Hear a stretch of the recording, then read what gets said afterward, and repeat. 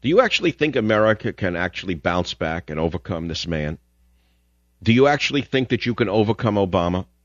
You actually think that the Republicans are going to come back to power and undo any of this? I disagree with you. There's an article on my website that I linked up from WorldNet Daily called Obamacare Prescription, the Emergency Health Army. I don't think you know about the surprises that are in this bill, but they found one of them. Do you remember when Obama was boasting about a civilian national security force, bigger and stronger than the U.S. military and more powerful than the U.S. military? Do you have that soundbite, guys? You got to play it right now. We cannot continue to rely only on our military in order to achieve the national security objectives that we've set.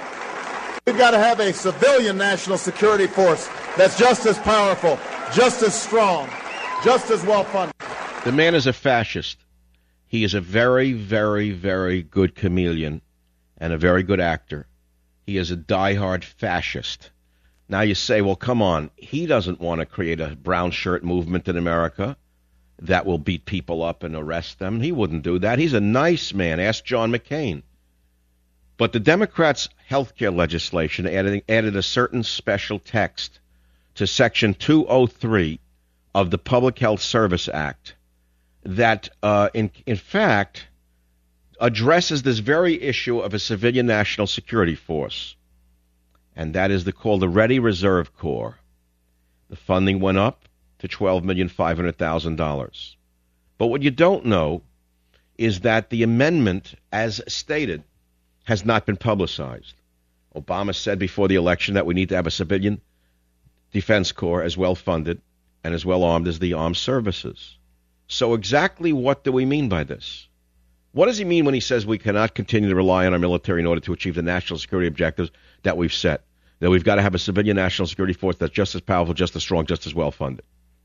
Well, some people think that the health care bill in Section 203 of the Public Health Service Act already has laid the groundwork for a new brown shirts under the guise of the Reserve Corps officers that we are so concerned about. The funding for the purpose of carrying out this new army are already in place. Commissioned officers of the Ready Reserve Corps are appointed only by the President, and commissioned officers of the Health Army are appointed by the President with the advice and consent of the Senate. What does that mean? What do they actually do? Well, in the past, this little group of Army of public health officers worked with the National Institutes of Health. Nothing wrong with that. The Indian Health Service, nothing, no big deal with that. They provided physicians for Coast Guard operations. No big deal for that. But what do you think Obama has in mind with this? What exactly is it? Will he be taking ACORN workers and giving them these jobs and, by the way, then writing another bill in the middle of the night by executive order giving them the right to carry weapons? Tell me what you think this is. Tell me if you think that the Emergency Health Army inside or within the U.S. Public Health Service Reserve Force in Section 5210 of H.R. 3590, which is entitled Establishing a Ready Reserve Corps, where this force must be, quote, ready for involuntary calls to active duty during national emergencies and public health crises, worries you. I'll be right back. Savage.